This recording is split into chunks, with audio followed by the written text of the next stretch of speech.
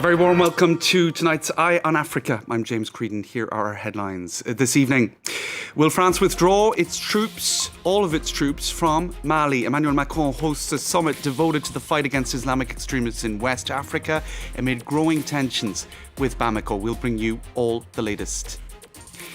In South Africa, former President Jacob Zuma has failed in his last remaining chance to sidestep an upcoming corruption trial.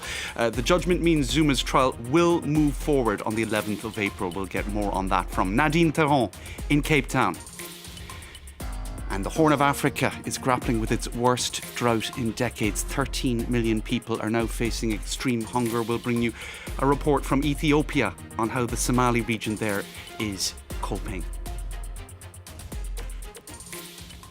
Thanks for watching. Now, a diplomatic feud between Paris and Bamako has gone from bad to worse in recent weeks, and now a full withdrawal of French troops fighting Islamist separatists in Mali is thought to be imminent. The French President Emmanuel Macron has been meeting with African and European counterparts during a dinner at the Elysee, and that has been taking place. It is taking place as we speak. The heads of states of Chad, Niger and Mauritania were amongst those at the Paris talks.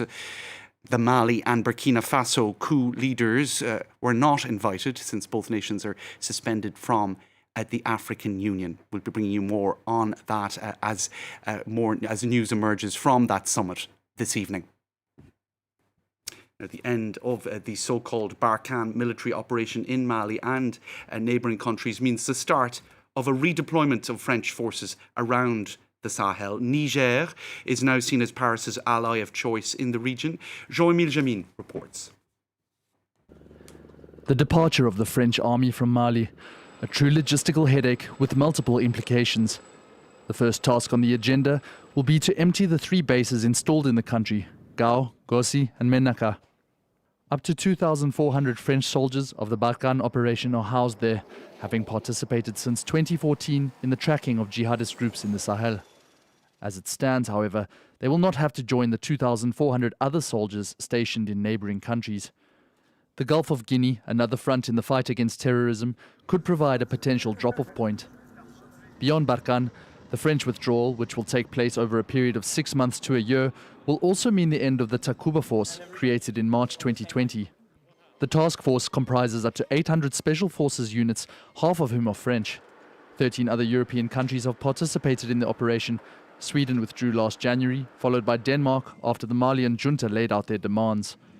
Another consequence of Paris's decision is the evacuation of the European contingents of the MINUSMA, about 10% of the forces of the United Nations mission in Mali, as well as dozens of members of EUTM, the European Union training mission in Mali. Despite the mass withdrawal, France will look to temporarily continue providing air and medical support to MINUSMA and the Malian armed forces.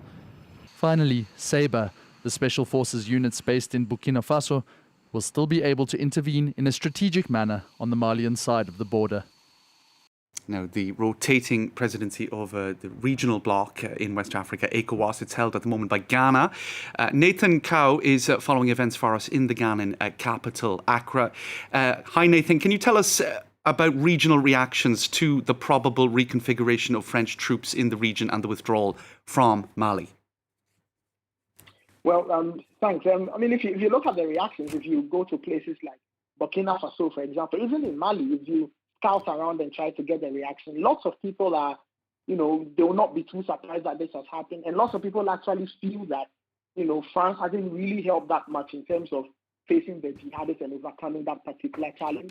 If you go to a place like Burkina Faso, for example, part of the recent, coup d'etat and part of the reasons behind that coup d'etat, you have people protesting that the country had lost the grip in terms of the fight against the jihadists. If you go to Mali, like I've mentioned, if you go to other places, people aren't too sure of what has been France's success rate in terms of dealing with this jihadist crisis in the various parts of the sub-region. So the reaction, lots of people will look at it and think that maybe it's the time to try something. As if you go to Mali, for example, in the last few weeks, they've been speaking to Russia. They've even considered trying to get to the negotiating table with the jihadists, something the French government doesn't want to go down or doesn't want to follow or doesn't like that much. So the general reaction is that people don't think that this alliance with France has been too successful, and so they are trying to place their bets with other options. I've mentioned the Russians.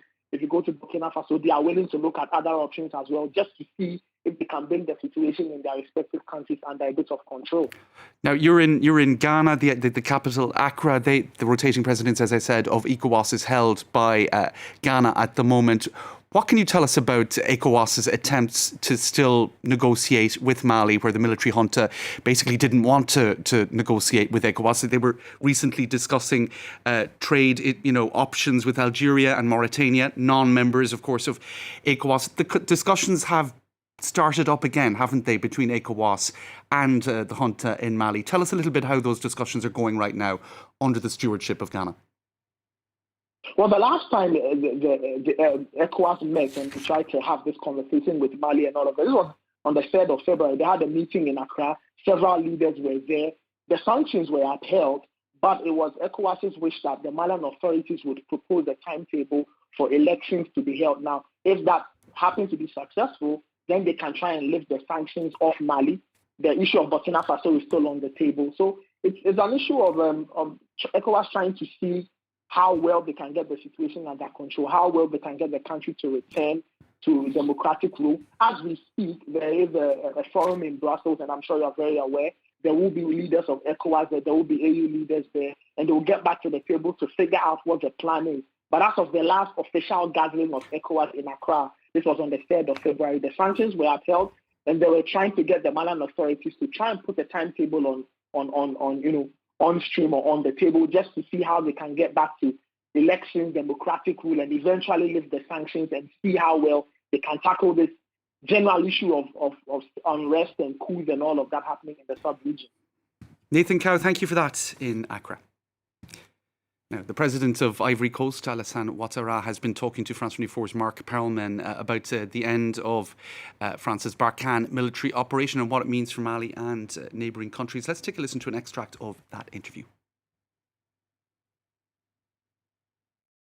We believe the fight against terrorism is essential for Mali, for Burkina, for Niger, and for neighbouring countries. So the departure of Barkhane and Takuba creates a vacuum. We will be forced to increase our defence forces. We will be forced to ramp up the protection of our borders. We will be obliged to buy weapons, to have a greater professionalization, but this is our duty too. The national armies must solve the problems of our national territories, and that is our philosophy, and we will make sure of it. Okay, of course, and I should say we're still waiting for confirmation of that announcement of a full troop withdrawal from Mali. Lots of indications that it's on the way, but no confirmation just yet. And for that full interview with President Alassane Ouattara, you can tune in at 11 p.m. Here, French time, on France 24, rebroadcast at 2:10 in the morning. Now, a South African court has dismissed former President Jacob Zuma's attempt to remove the prosecutor from his upcoming corruption trial. The judgment means Zuma's trial will move forward on the 11th of April. Nadine Terron has been following that story for France 24 in Cape Town.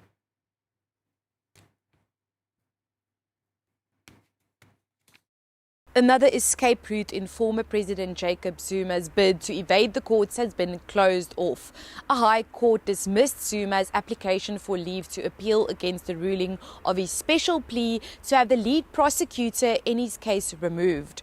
This means Zuma will be heard in the Pietermaritzburg High Court on the 11th of April on charges of money laundering, fraud and corruption in the arms deal made in the late 1990s with French company Thales. Zuma is accused of having received 4 million rand for helping Thales to secure the deal. Charges against Zuma were dropped in 2009 before he was elected as president, but were reinstated again in 2018. Zuma did not appear in court today. He was arrested in July last year for contempt of court after failing to appear before the State Capture Commission, and he was released on medical parole shortly after. However, in December, a High Court ruled that there was no basis for Zuma to be released on medical parole, and he was ordered to return behind bars. The Department of Correctional Services has appealed this ruling, and in the meantime, Zuma is serving the rest of of his sentence at his infamous homestead of Nkandla. To Somalia next, where Islamist Shabab rebels have launched simultaneous attacks on police stations in and around the capital, Mogadishu. The attacks took place overnight Tuesday into Wednesday with at least 2 fatalities. Stunned and overwhelmed, residents of Mogadishu's Kaxda neighborhood wandered helplessly through the rubble following Tuesday night's deadly attack. Most of their houses were caught up in the blast after jihadist militants blew up a car bomb to force their way into a nearby police station. There was a loud explosion at the station which woke us up. Then gunfire broke out. As you can see, our house and the neighboring houses were badly damaged by the explosion. It was a large-scale operation in which militants launched simultaneous attacks on police stations and military checkpoints. Jihadist group Al-Shabaab claimed responsibility, saying they had hit at least 5 targets in and around the Somali capital, seizing vehicles and weapons. The group, which has been waging a violent insurgency against Somali authorities for over a decade, has been ramping up operations in recent months, frequently launching attacks on military, diplomatic, and civilian targets. The violence has sparked fears of a looming security crisis as Somalia prepares to hold much-delayed presidential elections at the end of February. Now, the Horn of Africa is grappling with its worst drought in 30 years. According to UN estimates, 13 million people are facing severe hunger. Ethiopia is amongst the worst affected countries. Maria Gert Nicolescu reports. Due to a severe lack of pasture, this herder's animals have died of hunger. It hasn't rained in the southern Somali region in 9 months. Pastoralist communities who rely on their livestock have been hit hard. The drought affected my herds. I used to have 300 animals and 200 died. The lack of water has impacted them, but also the lack of food. All this has weakened the body conditions of the animals. Most wells have dried out. Here there's only a single watering point in a 10-kilometer radius, but the water is dirty and causes disease. Any insect, any dirt can enter into the water. Predators, wild animals, even birds. There is no cover to protect it. The water is also very salty. Now the animals are secondary. We are worrying about our lives, the lives of our children. By mid-March, 6.8 million people are predicted to need urgent humanitarian aid. According to UNICEF, the drought has led to a 20% increase in malnourished children across the region. This young mother has just arrived at the hospital with her 2-year-old daughter. Due to the current situation, the children don't have access to clean water or nutritious food. Due to this, the children will suffer from watery diarrhea, dehydration, and vomiting. They also develop severe fever. Thousands have moved towards the north of the region in the hope of finding food for themselves and their animals. Ibrahim Habdi left his family behind and walked for 15 days with his cattle. Even those who survived the drought, they're now sick. In addition to everything else, the problem now is animal disease. These diseases should be treated. Given the severity of the situation, my wife is calling me, asking me to come back so that we die in the same place. The next rainy season isn't expected until April. There isn't enough funding to respond to the emergency, and organizations are bracing for the worst. All right, that's all from me for now. Mark Owen up next with more Live from Paris. Thanks for watching.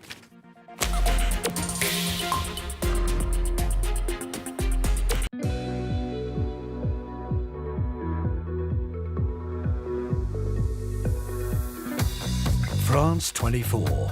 Every art form. Liberté, égalité, actualité.